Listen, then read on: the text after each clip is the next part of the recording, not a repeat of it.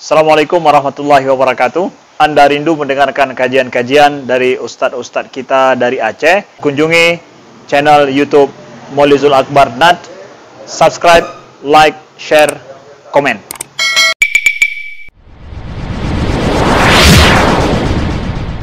Agen dari bank, ya misal BSI sekarang, itu yang di toko-toko sering kita lihat Pak ya, counter-counter itu saya belum tahu itu kerjanya perwakilan dari bank begitu, perwakilan dari bank, karena saya belum pernah berhubungan dengan itu Pak.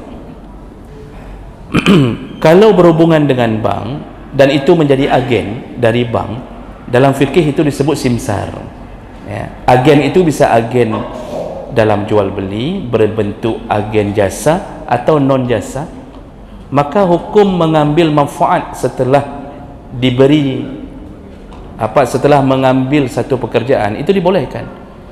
Jadi misalnya ini perwakilan dari bank, lalu kita melalui dia agar mempermudah, tidak mesti ke bank, lalu diambil sedikit potongan ADM untuk dia, boleh atau tidak? Boleh, tidak mengapa, itu tidak dianggap riba, itu hasil kerja dia. Semua agen boleh mendapatkan itu, kecuali tidak ada izin dari pemilik. Itu baru haram Pak, tidak ada izin dari pemilik. Jadi di luar prosedural, itu yang tidak dibolehkan. Jadi insya Allah itu tidak mengapa.